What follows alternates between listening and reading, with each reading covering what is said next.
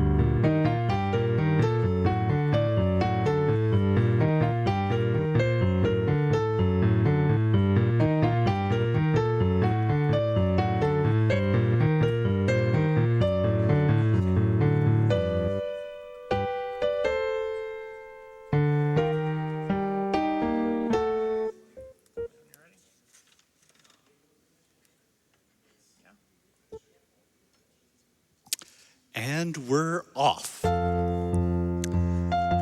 we're gonna start this run off right away. This is 100% no major glitches. So what that means is we need to collect all of the collectibles, the spells, the 2 different sorted techniques, as well as all of the heart containers and magic containers. So we're gonna start this run off by doing a little bit of collectathon into reset. We're going to get that magic jar. We're going to get the statue for the jump spell, as well as the shield and jump spells right away. Normally in this category, you would put off getting the shield spell, but because this is a marathon, we're doing it for safety.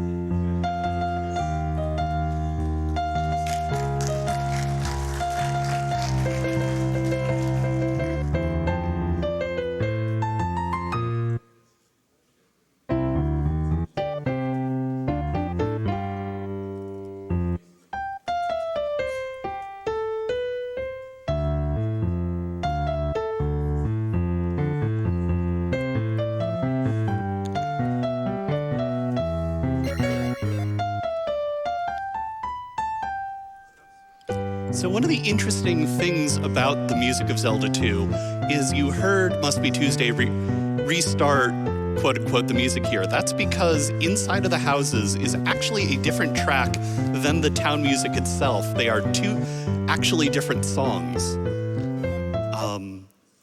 And the town theme itself is actually one of the trickier songs on the menu for tonight.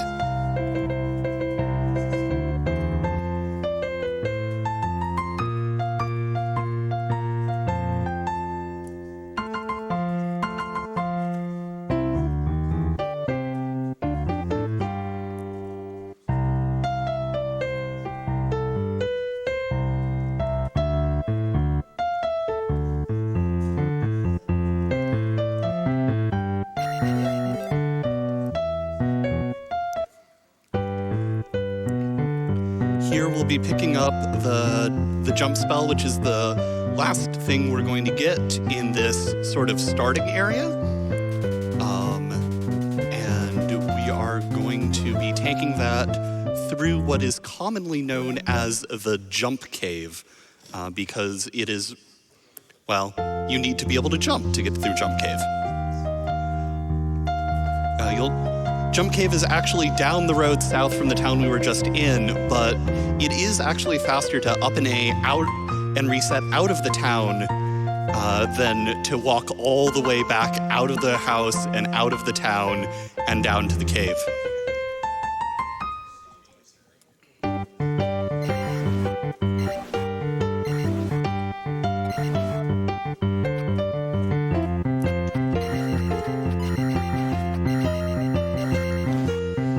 So one of the things you'll notice in these caves is that we can't see any of the enemies.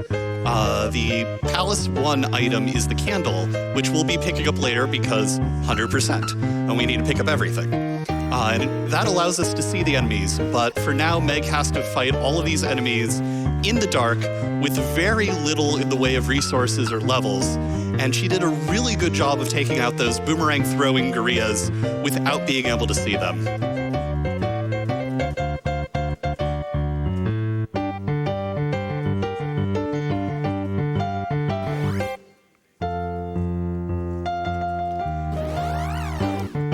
One of the interesting things about this game is, despite the fact that the enemies do spawn randomly on the overworld, a lot of time and effort and speed tech has gone into figuring out how those enemy patterns move on the overworld and can be manipulated.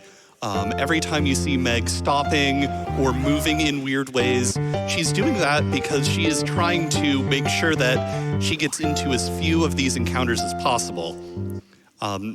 Of course, there are some considerations. There's a certain amount of randomness, and if a fairy spawns, we are totally sunk in the water for the manipulation because fairies just throw off everything, which is a little unfortunate. And at that point, you're just kind of doing it freestyle.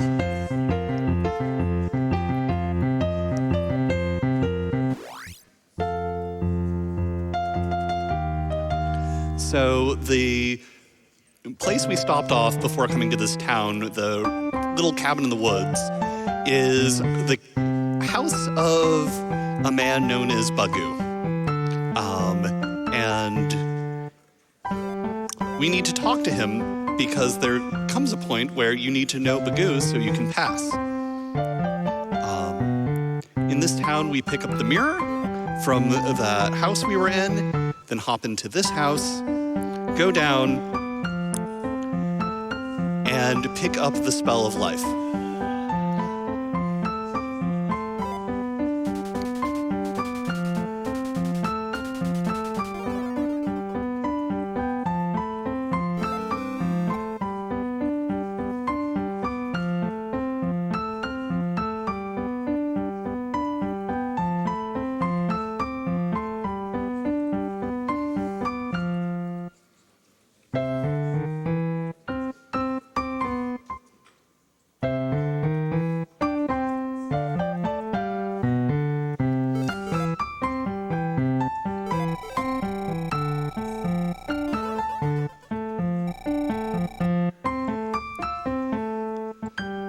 So this guy,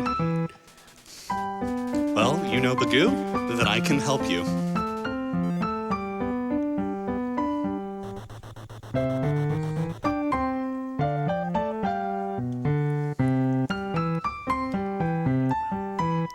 Up next, we're getting into the area of Death Mountain.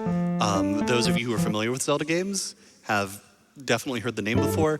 In this game, it is this maze of twisty passages where you're popping in and out of caves. And because it's going to be kind of annoying to switch back and forth between the encounter music that Must Be Tuesday is playing right now and the overworld music we'd be getting into, we're just going to stick with the encounter music the entire time.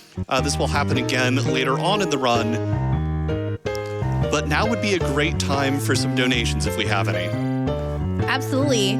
We have a $100 donation from Program Max that says, "Good luck, Megan."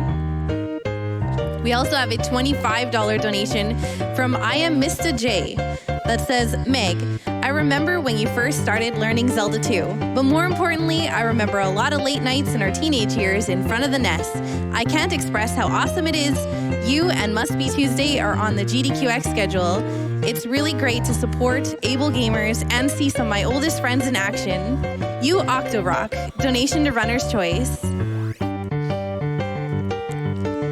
So one of the interesting things about Death Mountain is the fact that the easiest way to get through it is just keep going to the cave to the right, otherwise go down, which definitely tripped up a number of us when we were playing this as kids.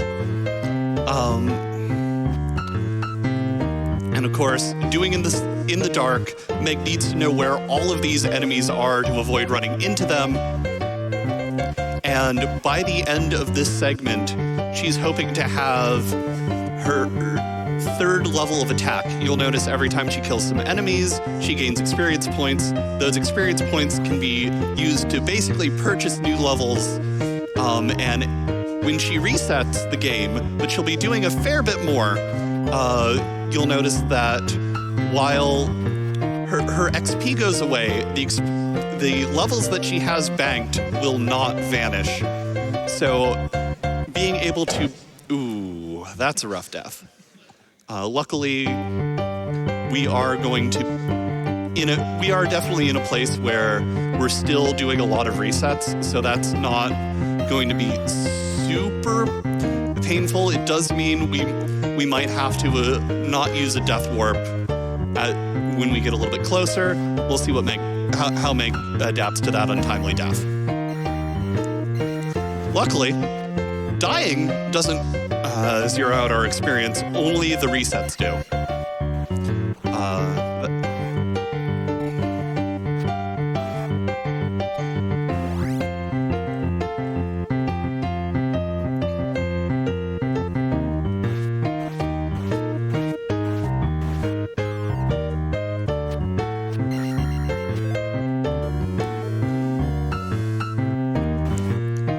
So at this point, Meg has all of the levels she wants from this Death Mountain area, and she's going to continue forward, pick up the hammer, which she will then use to break boulders. And right next to the cave where the hammer is, you see that rock there. That there is another magic jar under that, which we will also be picking up before we do our next up A.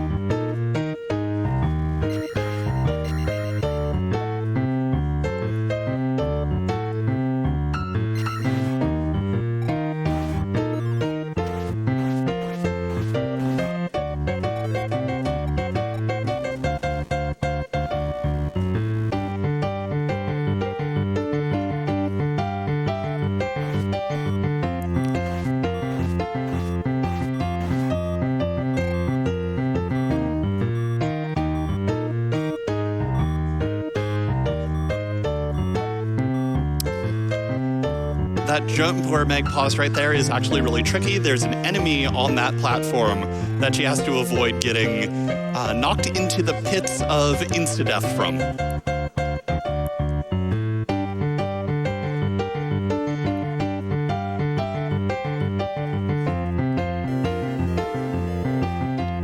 There's the hammer, and she's going to death warp here to warp to the entrance of the room, saving a little bit of time compared to just walking all the way back out.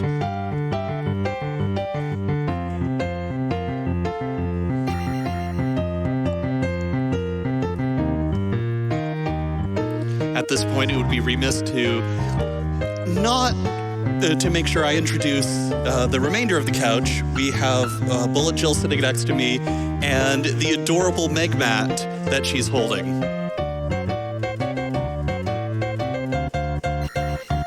Named after the little blue jumping cats in this game.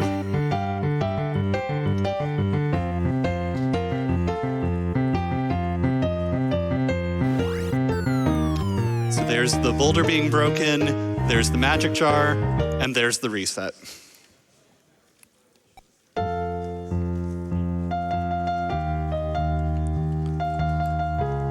So the nice thing about that hammer is if we go down this way past that town we were in earlier, You'll notice that there's another boulder here that we now have the ability to break, which will further unlock additional areas of this game.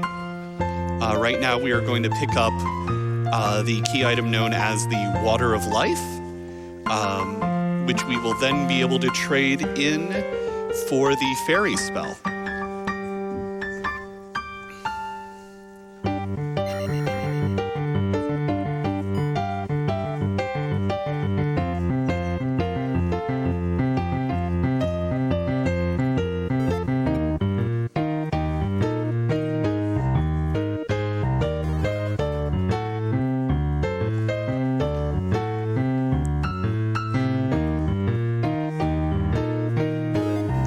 There's the Water of Life.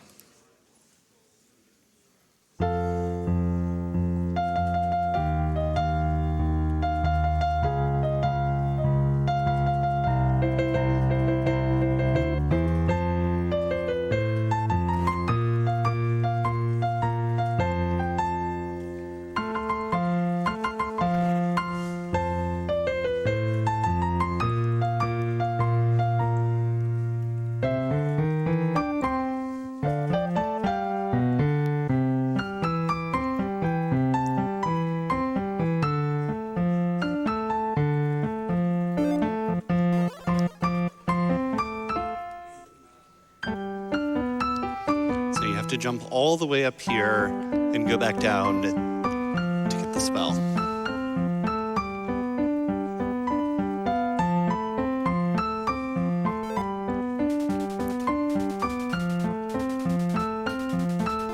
Wait. This is down stab. My bad.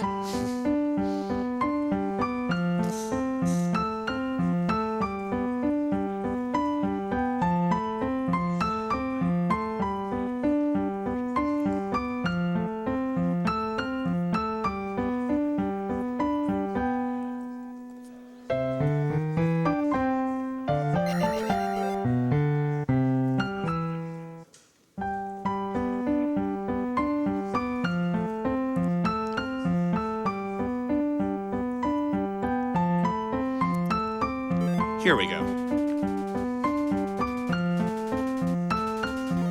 This magic word will give you the power of turning into a fairy that is small enough to pass through keyholes, which is the main reason we go down and pick up that spell before we start doing any of the actual palaces. You'll notice that when I was going down my list of what we define as 100% in this game, we don't include the keys. And there is another category of this game, all keys, which requires you to pick up, well, all the keys, as well as everything else. This category, we actually managed to skip a lot of the small keys we find in dungeons via both careful routing through the dungeons and a liberal use of the fairy spell.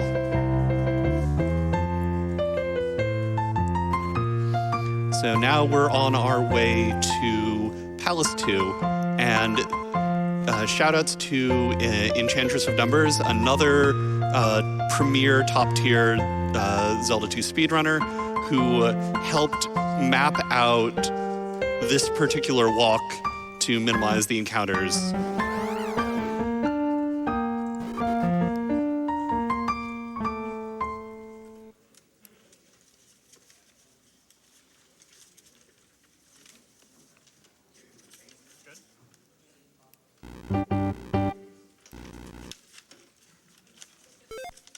Having a little bit of technical difficulties, but here we are inside Palace 2.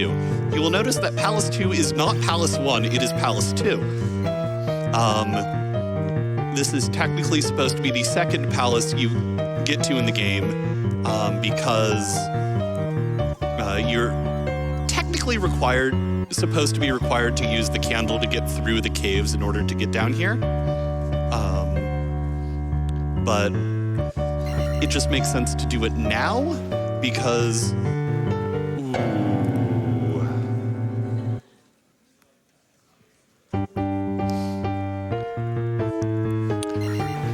The reason we do Palace 2 first is because one of the interesting things about the way that this game's experience system works is when you beat a palace, you place a gem in the statue to signify that you've beat the boss and yada yada yada. But the important part is when you place that gem, you get experience to raise you up to whatever your next level is. In this case, we're hoping to use that to get up to attack 5. We're at 3 right now, so we're going to need to get experience to get all the way up, and then we're going to need a little bit more experience to push us over so that that 5th attack level is the next quote-unquote level that we'd be saving up for. And doing that will make Palace 1 a lot easier for us.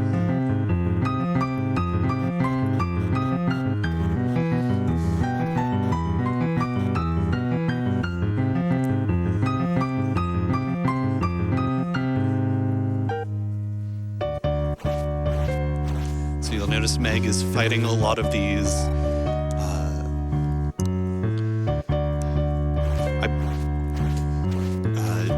heavily armored shielded enemies, which are not the Dark Nuts you recall from Zelda 1. These are, I believe they're Iron Knuckles. I always get this mixed up.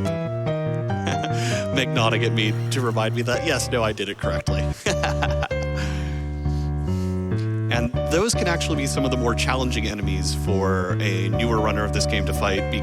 You'll notice Meg is doing that sort of jumping and stabbing when she's fighting those in particular. And because of the way that the game's underlying mechanics work, that actually allows you to kind of hit both the up and down hitbox of the enemy at the same time. Meaning that,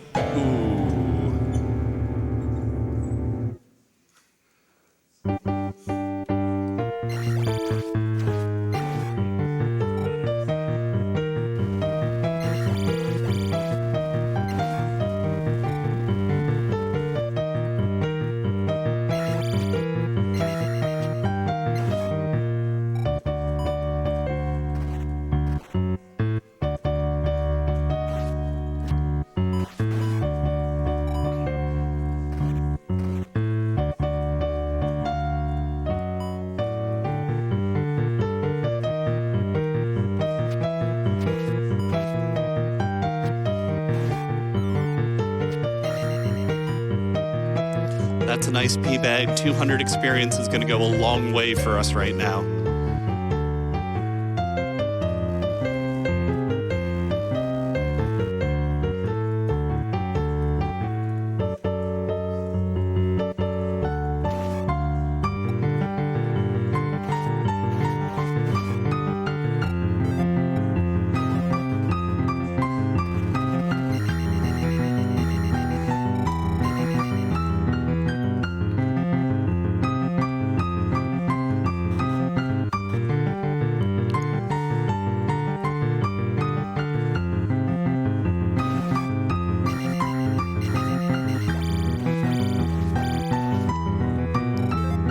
There's attack 4.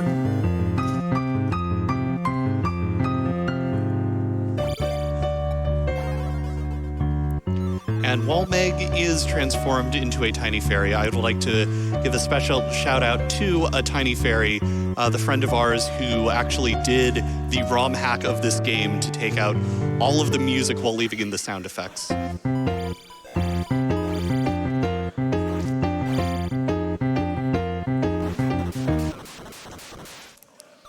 You'll notice that boss battles go by rather quickly in this game. And so I will try not to do a lot of talking over these boss battle music so that we can actually hear some of that music.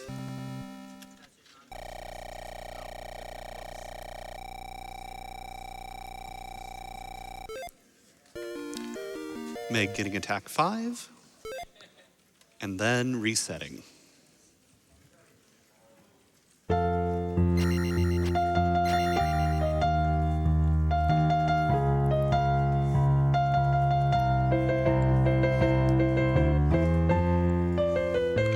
so now we're heading up to Palace 1, where we will get that aforementioned candle, as well as our next attack level, and hopefully pick up a spare magic level along the way.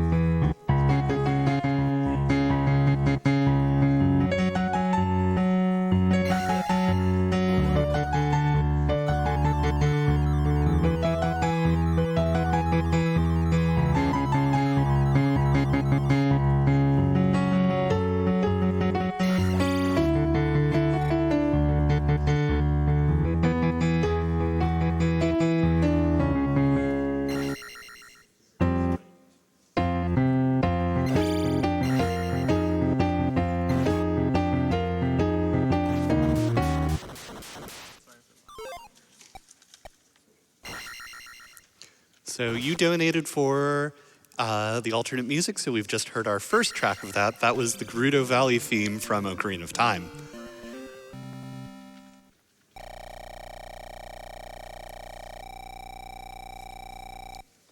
And so that's also our second palace down.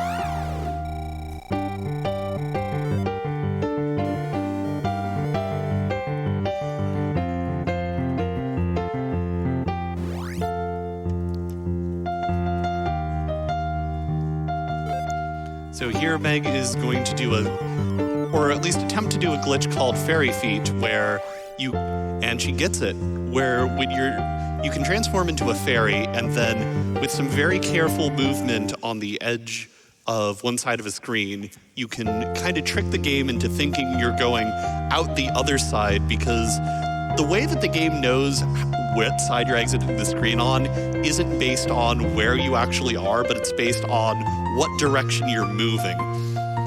And this was called Fairy Feet because it was accidentally discovered by a runner whose name I unfortunately forget, who was playing this game using his feet.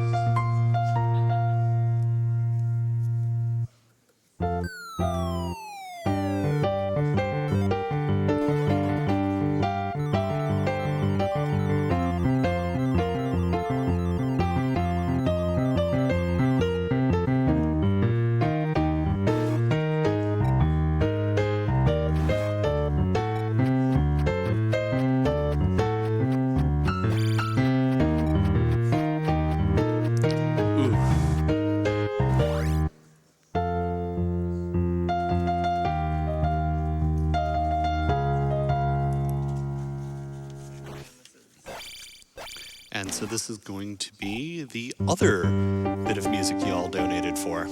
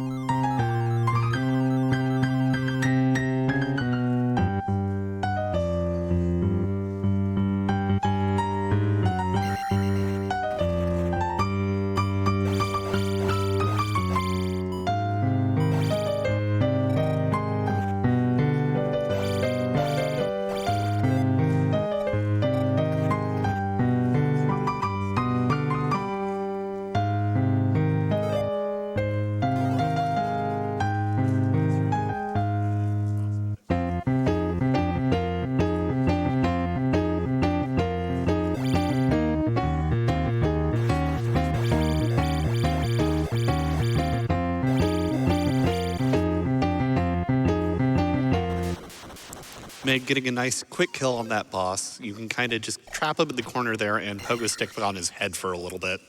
And it is really, really satisfying to watch.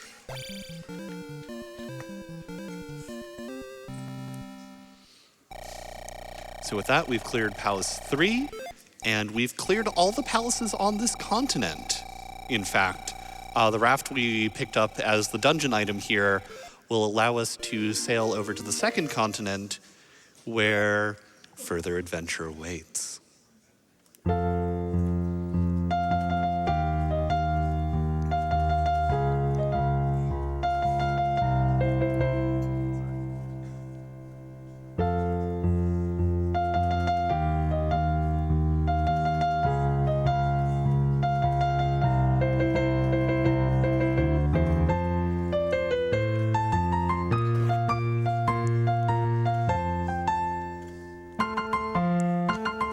while we're wandering over, now would be a great time for another donation or two. Perfect. We have a $50 donation from Enchantress of Numbers that says, "Go Meg, get all the percents with none of the major glitches." We also have a $50 donation from Boomworm42 that says, I had no idea how the live Zelda music was going to work, but now that I'm listening to it, I'm completely amazed. It took several years of piano lessons, and I have no idea how Must Be Tuesday Music is keeping track of everything. Huge kudos to the pianist and the runner on this fabulous experience. Yeah, so now we're coming up on one of the most annoying parts of routing in this game. This is the Maze Island. You'll notice it is, well, fittingly named because it is a maze. That palace up there in the corner, you need the Reflect spell in order to defeat the boss.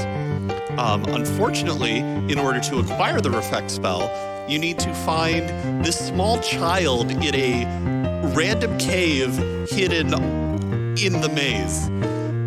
Then take him out of Maze Island and back to a town on the other side of this continent.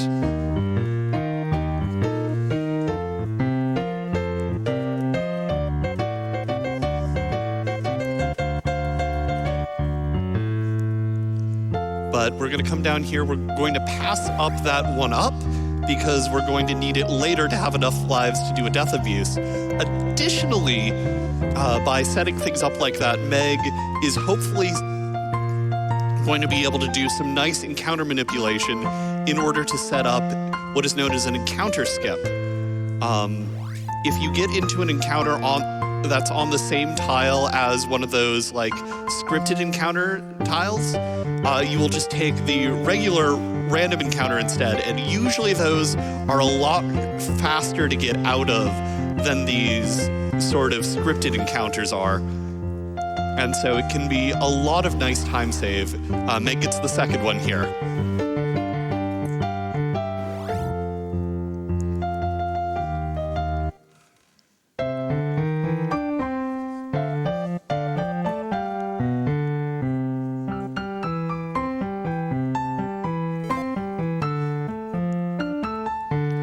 So here we have to play a little bit of Fairy Claus, going down the chimney in order to get our next pickup.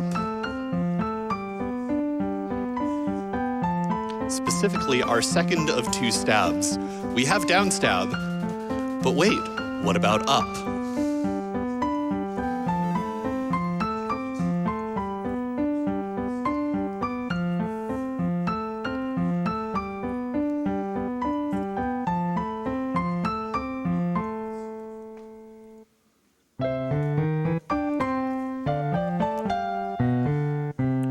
While we're wandering around a bit, I just want to give a quick shout out to ninsheetmusic.org, youtube.com/yalesgoers, and musescore.com, who collectively provided all of the arrangements that Must Be Tuesday is performing tonight.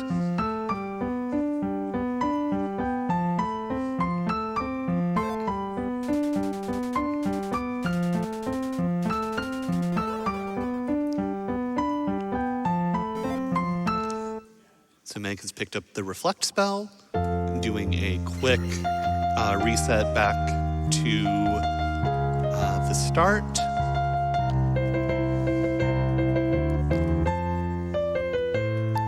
Both to prevent going through those two encounters again, and also to replenish your resources.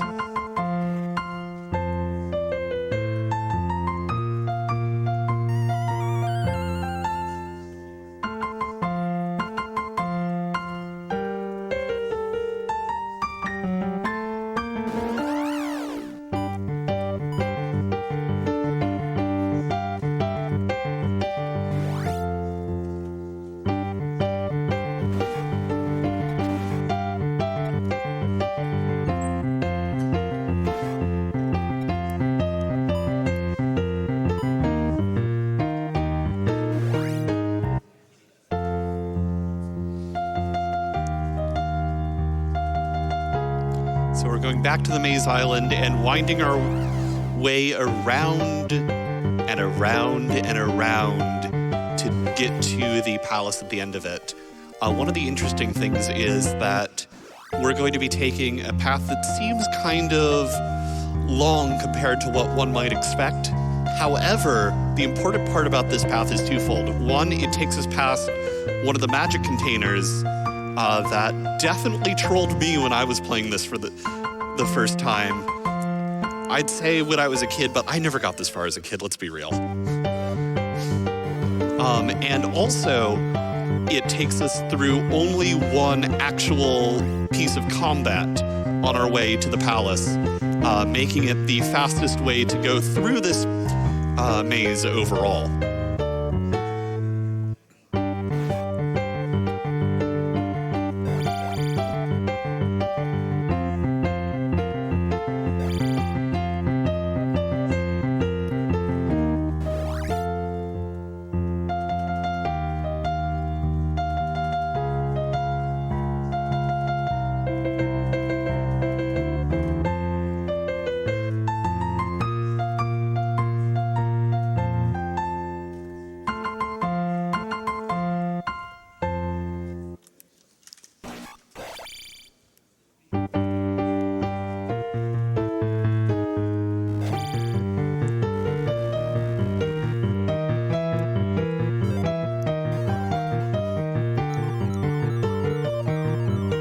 So here we are in Palace 4. One of the notable things about the routing for this palace is the fact that we actually fight the boss before going and getting the dungeon item, just because of the way the routing works out.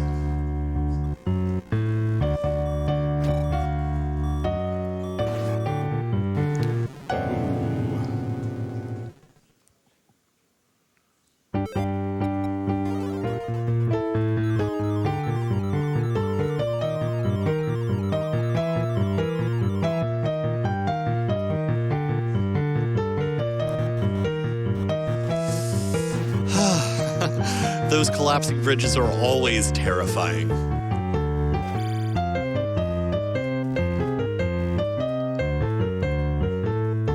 Meg taking an intentional death here to refuel her magic so that she can use it to ferry through things.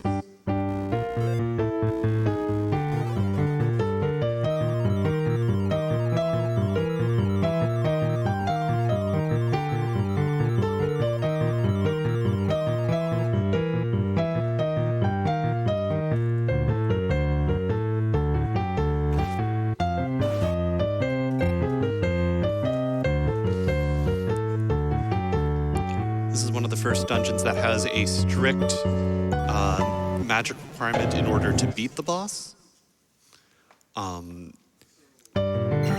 Without a certain number of magic levels, you can't actually cast the reflect spell, which is completely 100% required to defeat the final boss of this palace. Luckily, that number is only 3. And so this boss just becomes rather easy. As you can see, Meg can just sit there, chillax. Yeah. Fight's either impossible or trivial. Do you have enough magic? Do you have reflect?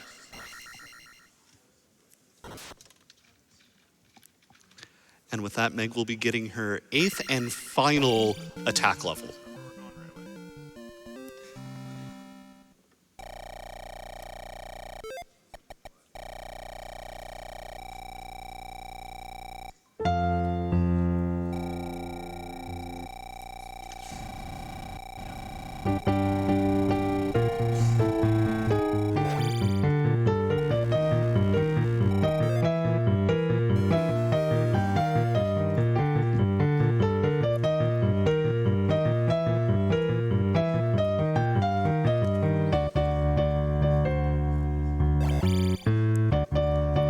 Back in for the boots, which allow you to walk on water for some reason. I mean, boots of water walking are a common magic item in a lot of RPGs, so maybe that's just what's going on here.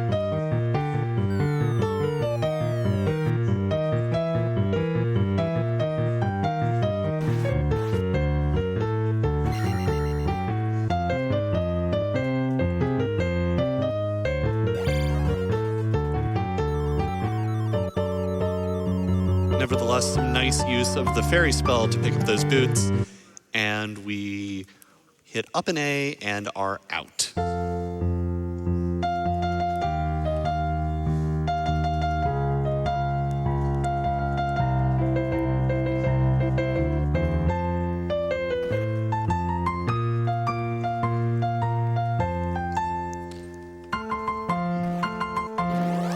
We'll be wandering back to the town we kept passing by before going into the cave on the second continent to pick up the fire spell before making our way to Palace 5. And so in the meantime, if there's a donation or two, now would be a great time for them.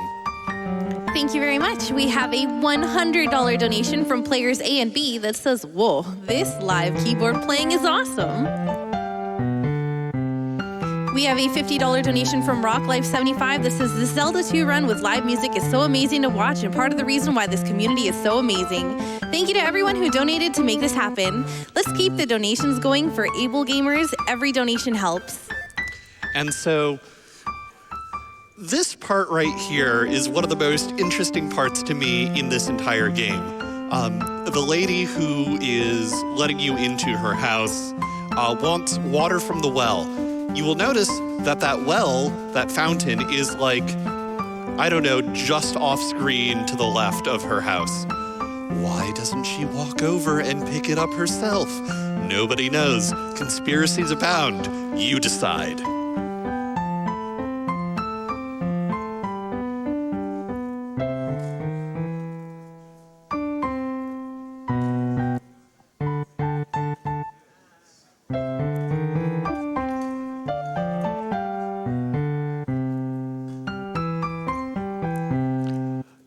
Meg talking to the bat. This is a video game. You can talk to bats. A bit of an inside joke we have from my Final Fantasy I runs where bats do get into the way a little bit. But now we get to walk on water over to the Palace 5.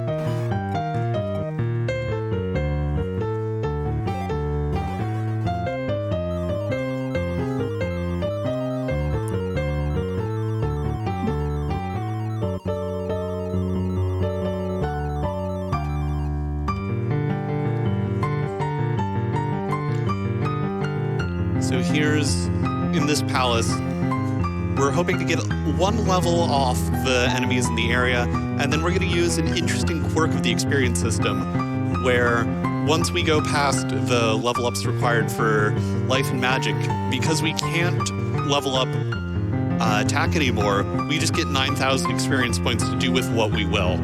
And so we'll be dumping all of those experience into the remaining parts of life and magic in order to just boost them up several times when we finally place the gem at the end of the palace.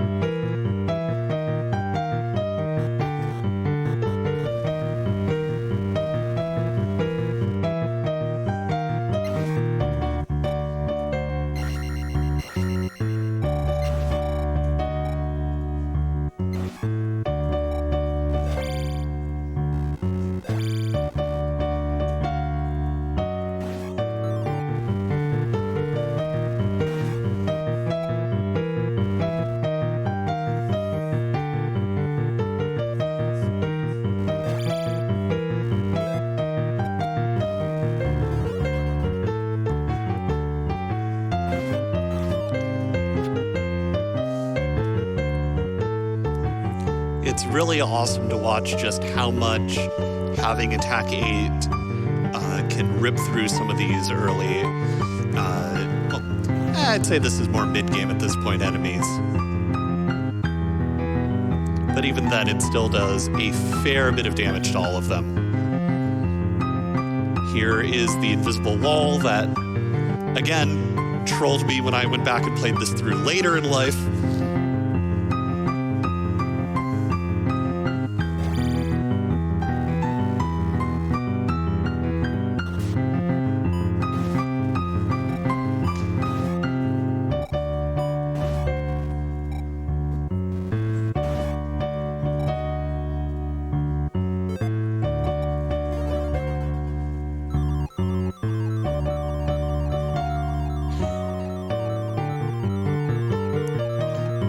There's the item in the palace, the flute. And this will allow us to scare off the river devil and access the bottom area of this continent.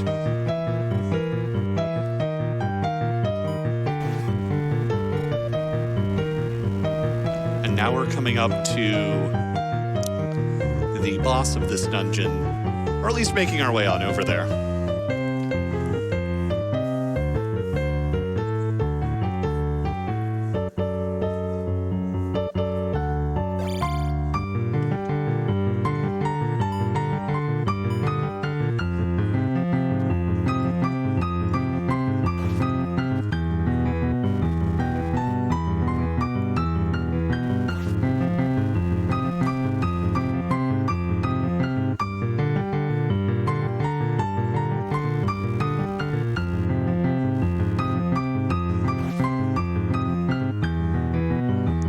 One of the important things to note at this point in the run is that we are not going to be doing any more up and A's to refill our lives and whatnot. At this point, every life is precious until we get to the final dungeon.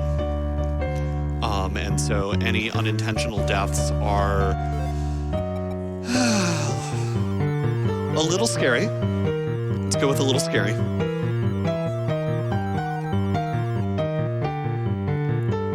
And this boss here, well, he hits like a bit of a truck. But Meg is doing a damn good job of taking him down.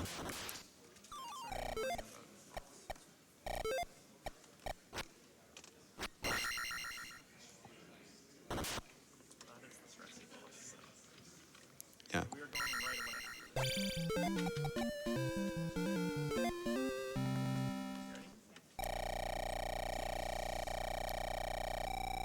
So Meg has placed the gem, got her full heal. Unlike a lot of the other palaces previously, she is not resetting, in part because there is a heart container hidden right up here.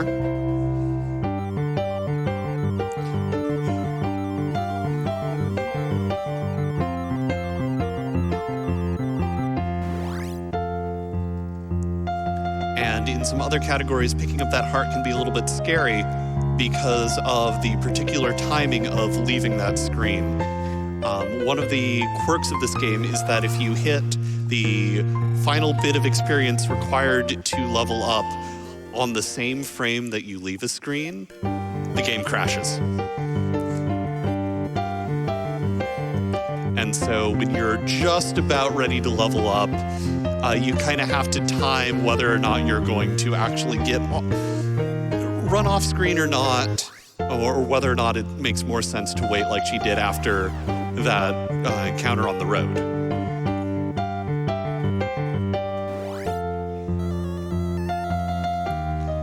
Goodbye to the River Devil. And now we're going to manipulate another encounter to appear here on the road, skipping one of the 3 tower defense levels. Meg trying to use Fairy Fleet here to get by the second one. Doesn't quite get it, unfortunately. Is just going to use the fairy spell to fly through rather quickly instead.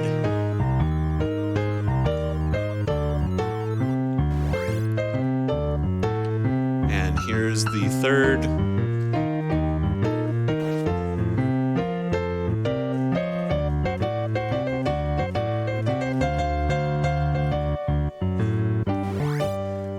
The rocks that the Lizalfos throw aren't actually that damaging, but they are kind of annoying because they do get in the way of your momentum a little bit. Popping onto that bridge to get a bit of an encounter manipulation going. Unfortunately, it takes an encounter, but we're making our way up to the village hidden in the leaves, I think is the actual name.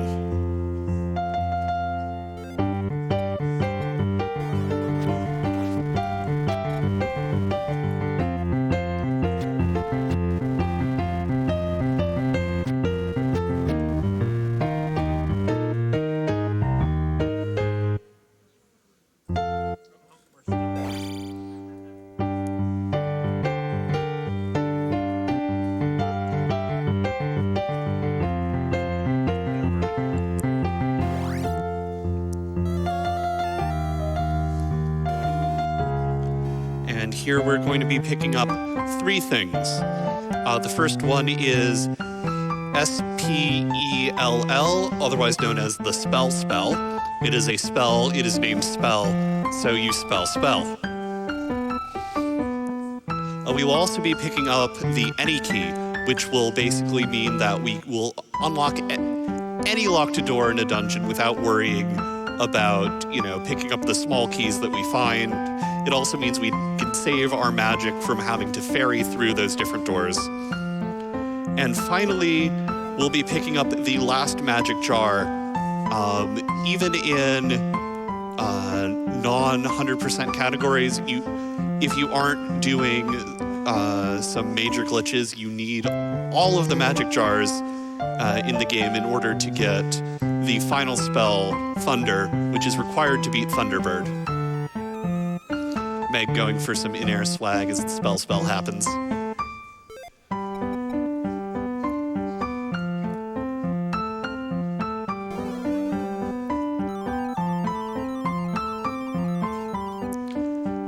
As it turns out, when Link normally picks up an item, you get, the little fanfare, holds it over his head and whatnot. But if you're transformed into a fairy, that doesn't happen, so you can turn out and run out of the thing right away, which is why Meg is often transformed into an adorable tiny fairy while picking up various things.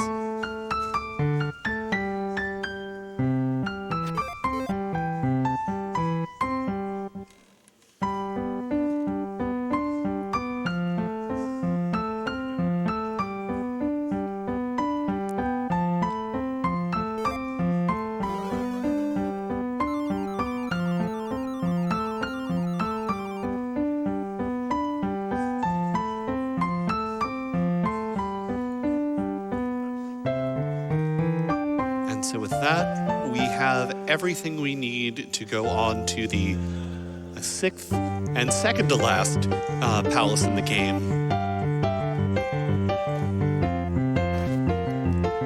In that palace, we will find the item, the cross, which allows us to see some invisible enemies. And along the way, we will be picking up our heart container. Our last heart container in particular.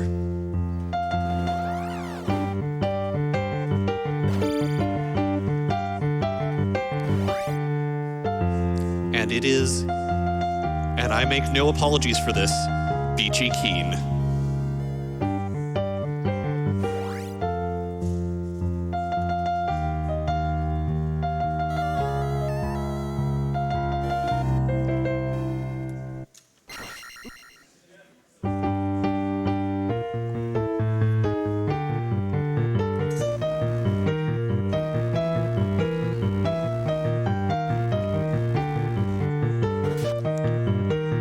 Meg is just going to make her way through this dungeon, and while she does so, now would be a great time for another couple donations.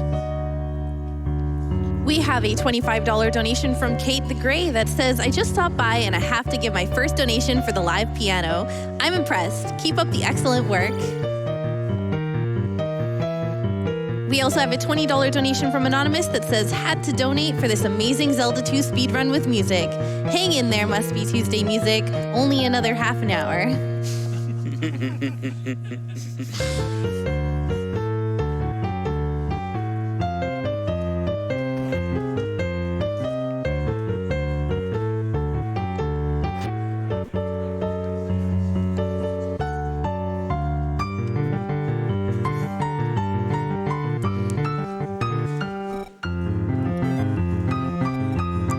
So you'll notice Meg is casting the jump spell here.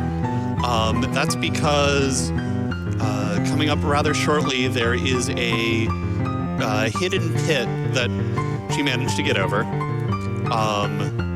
That is affectionately known in the community as the Canada Hole after a tournament of this game where a number of Canadian runners fell into the Canada Hole.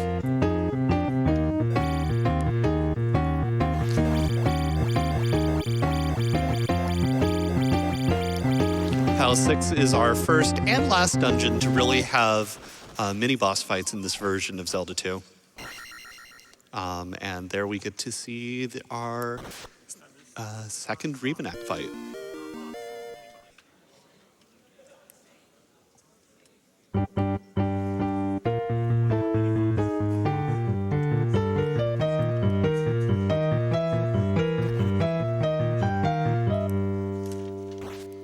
So one of the interesting things that the community has just discovered about this game is you'll notice that Meg was able to spawn that magic jar that she's about to pick up from the other side of the room.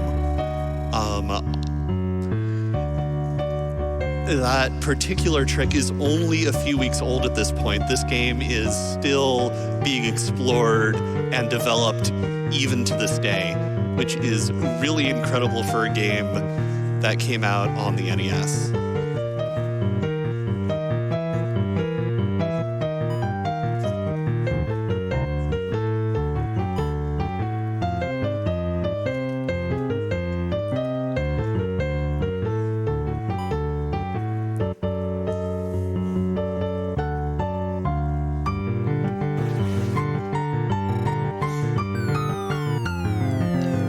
Fall down the hole.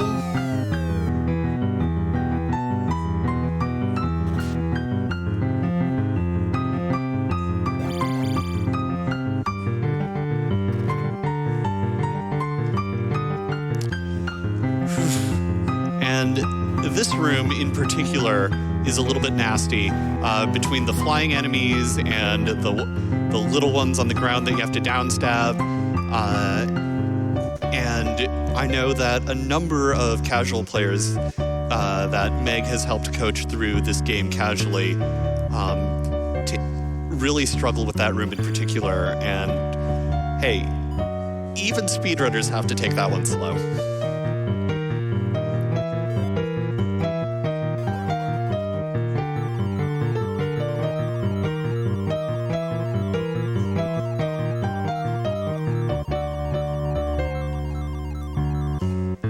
Job getting around those floating balls of doom.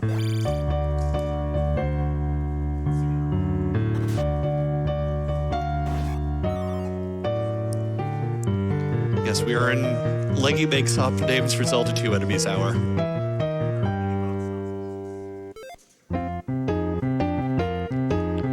And here is yet another Rebenak.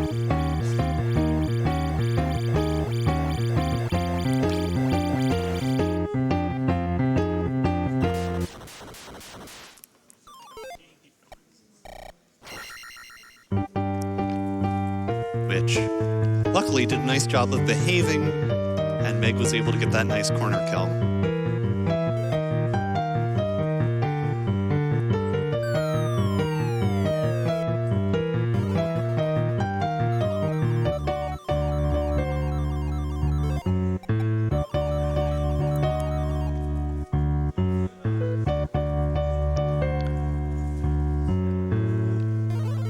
So the nice thing about this boss in particular is that if you stand and move all the way into the edge, you're basically guaranteed to get a spawn from this boy on that far side, and Meg gets a nice 2-cycle.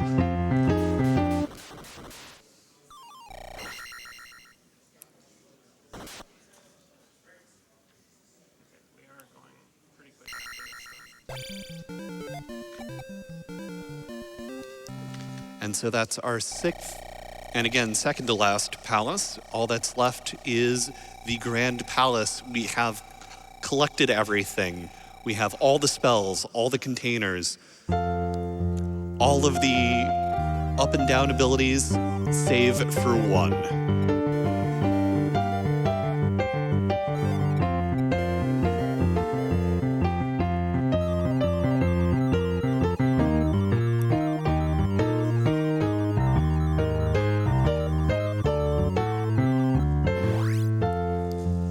So that purple floating eye is the enemy that the cross allows you to see. And in this town, we're just going to be playing the house music the entire time. This isn't us deciding to play the house music just the whole time because we're only here a little bit. No, actually, in this town, it's just the house theme the entire time.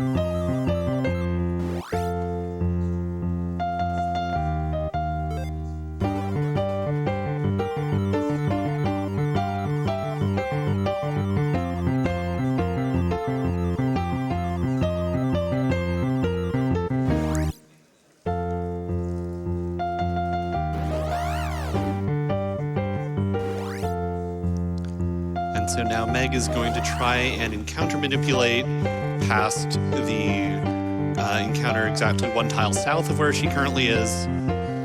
If she goes for it and misses it, she actually needs to scroll the screen. Otherwise, hidden item down to the right there will despawn, unfortunately.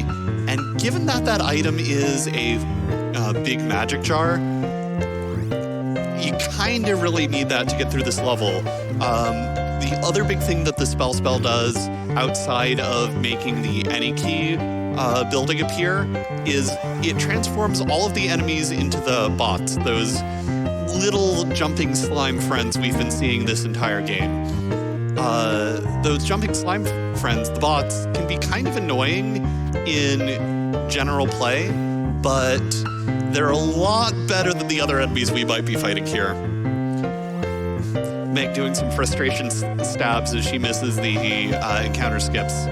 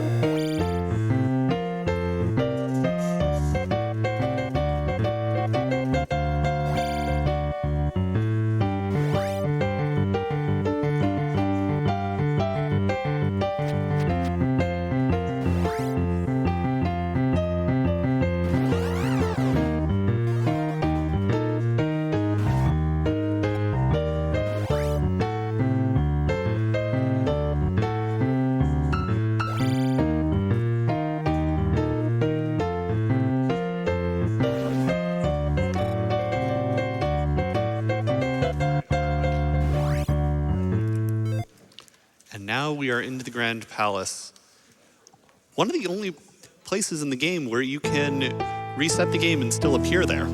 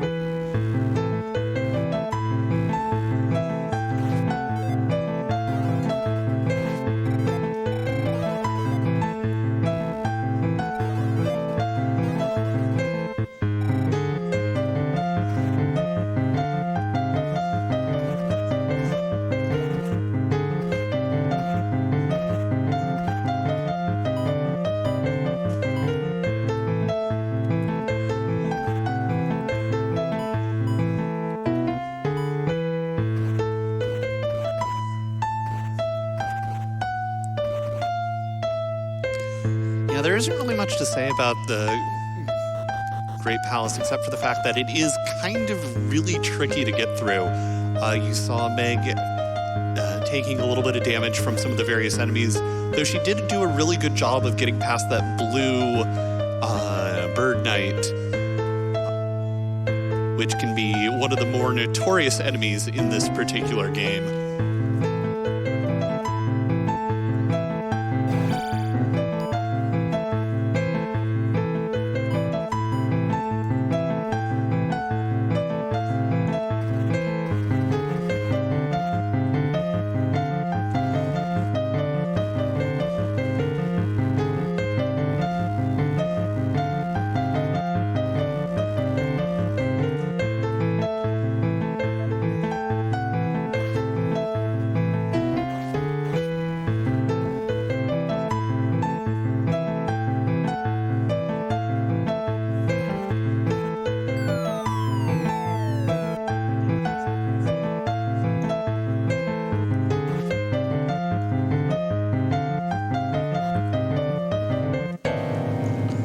Taking another intentional death to refill on mostly magic.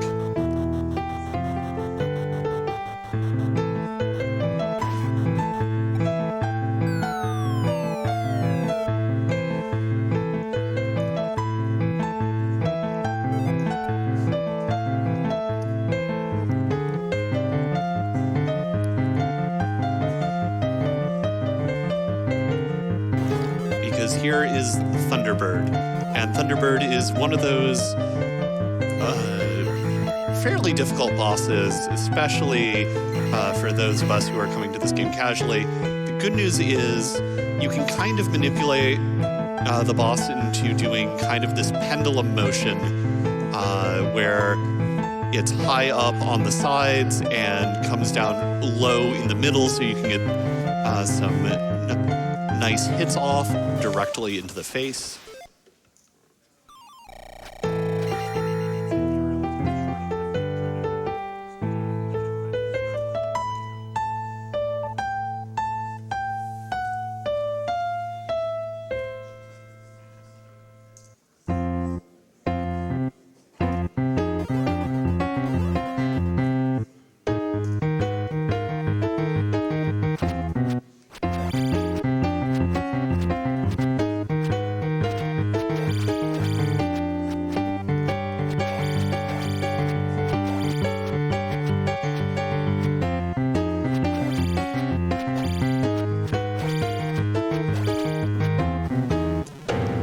Meg doing a decent job at trying to take out Darklink, honestly. The final boss here, again, fight against Darklink, does have its own unique boss music. And so we wanted a quick chance to show that off.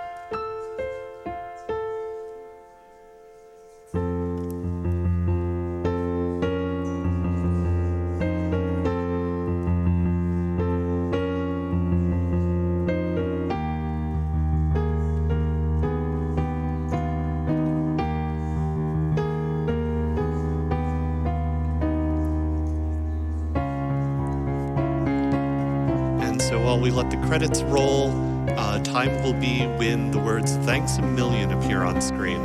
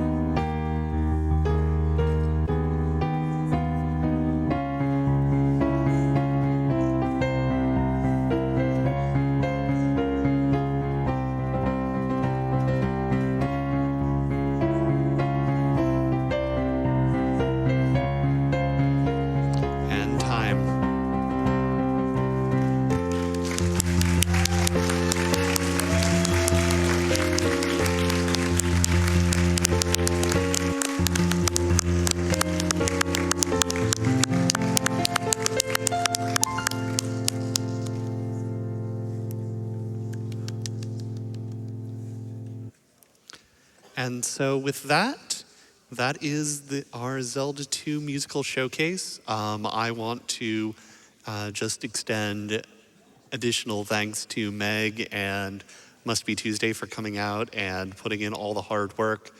I want to re-shout out everyone I shouted out during the run. And thank you all for watching. And Meg is also reminding me to shout out the Zelda II community. And thank you everyone for watching. And thank you so much again to megmacattack and Must Be Tuesday Music for that fantastic Zelda II speedrun. We had a $50 donation from C. Mers that says, I can already tell this will be one of the best runs of the weekend. Amazing work by both runner and pianist.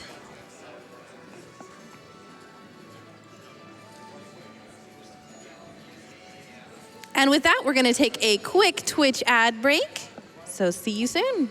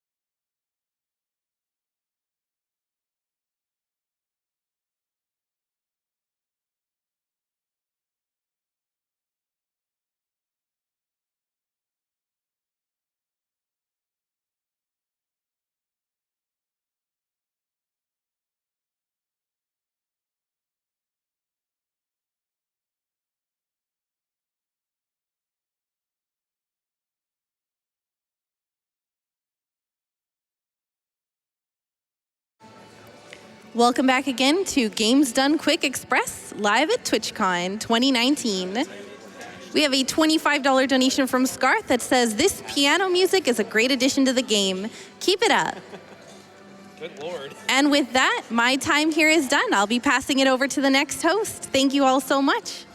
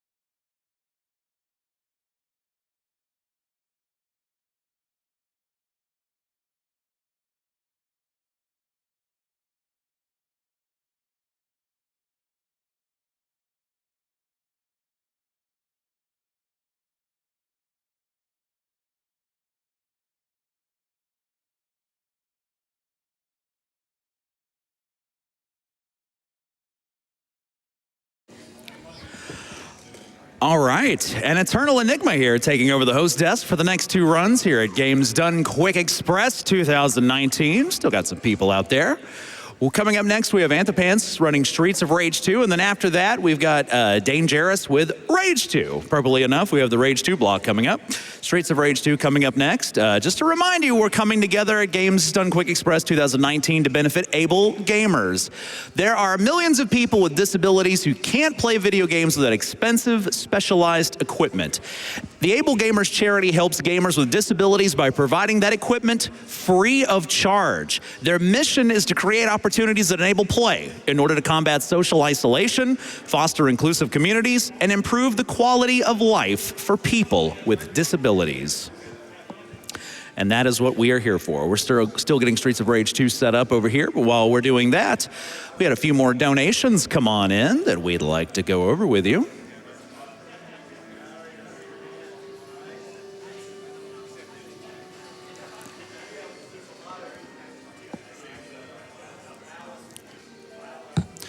We have a $20 donation from the Terminato. Says, first time donating, wanted to join in on the fun. Thank you.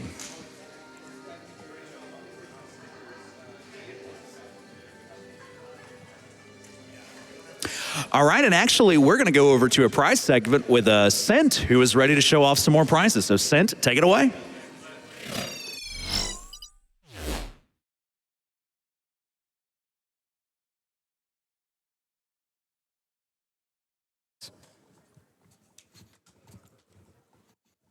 Prize. Wait, who touched my stuff? Whatever, it doesn't matter.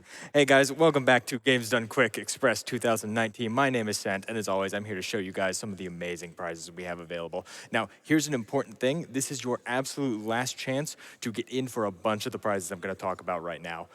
As soon as that Streets of Rage 2 run starts, these are all gonna be gone. So here's the long and short of it. $20 is gonna get you in for everything I'm about to talk about. $30 will get you in for that and for the wonderful 6-foot GDQx banner we have going. And of course, $50 gets you in for all of that and our grand prize, an amazing custom Spyro the Dragon Switch brought to us by our friends over at Activision. Now, let's talk about some of those specifics. So from our friend Lisi, we have this great Donkey Kong Perler. I mean, he looks adorable. He could throw some barrels at you. Watch out, he's great. Again, $5 minimum donation, but $20 is gonna get you into everything I'm talking about here. From our friends over at Studio Pen, we have this beautiful top secret area mouse pad. Why is Mario here? It's a secret. Why is Yoshi here? Also a secret. Why is the timer at 0? Oh, that's probably just sloppy play, but don't worry about it. Instead, donate $5 and get in for a chance to win this beautiful mouse pad.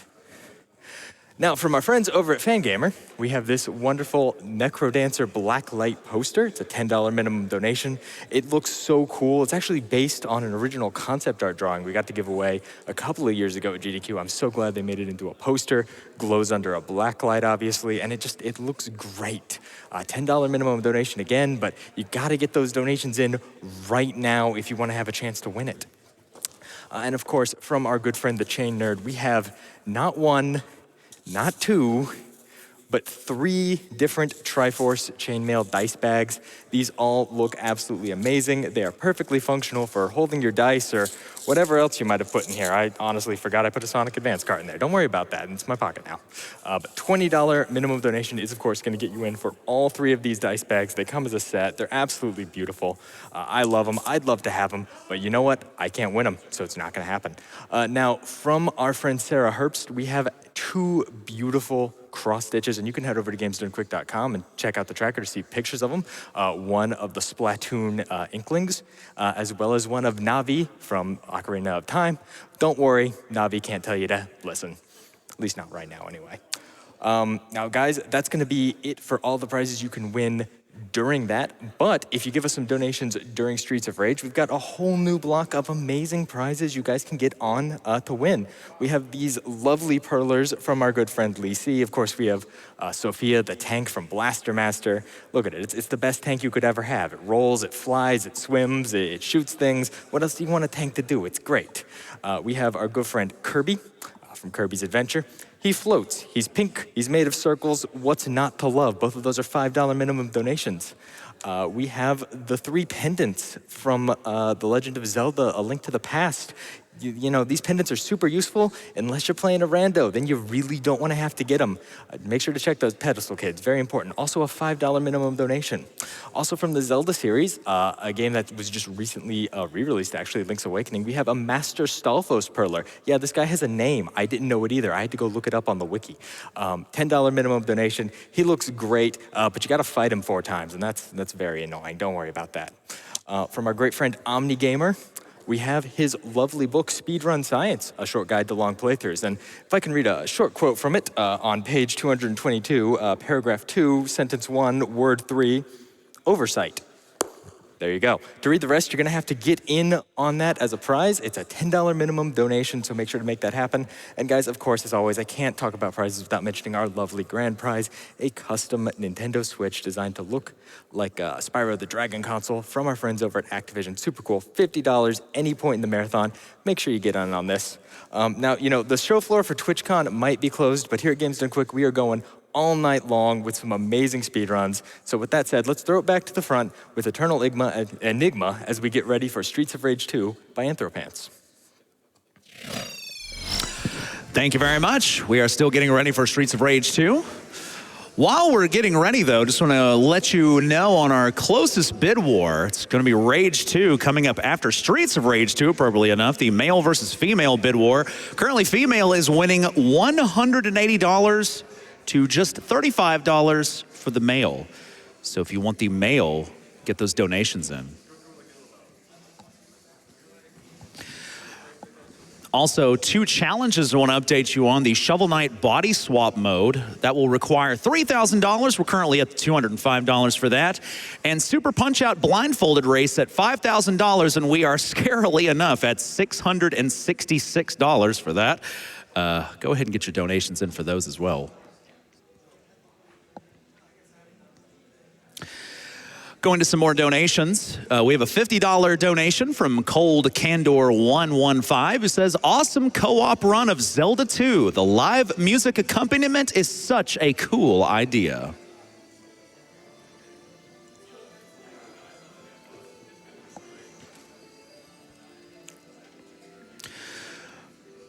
We have a $150 donation from Ducon, who says, it's amazing how well Zelda music translates to piano, guitar, ocarina, or basically anything. I love the idea of live music runs at GDQ. More of these, please. And please put this towards the musician's choice.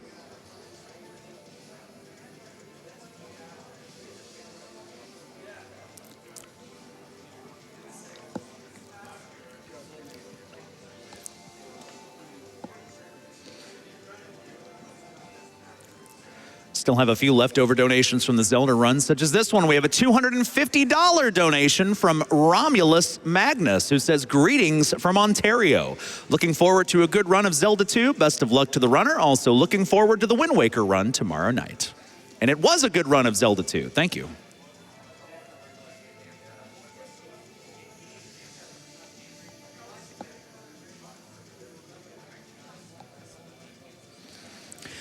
Also want to remind you the Games Done Quick Express 2019 is powered by Twitch. For those of you attending TwitchCon this weekend, visit us in room 6D on the 2nd floor next to Twitch Rivals. Our marathon space will be open to spectators 24 hours, including overnight, throughout the TwitchCon weekend.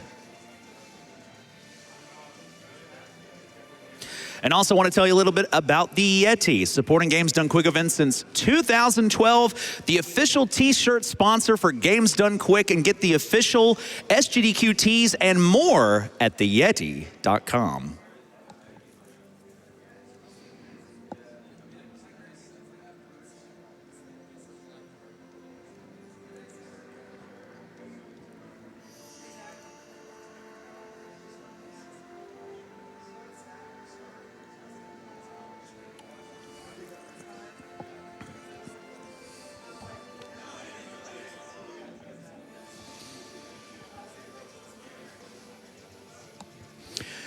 Just a reminder, we're still getting Streets of Rage 2 set up. That's going to be Anthropants running that one. It's the Mania run of Streets of Rage 2. It's going to be on the Genesis, Sega Genesis. And after that will be Dangerous with Rage 2, any percent on the PC as well. Still getting Streets of Rage 2 set up.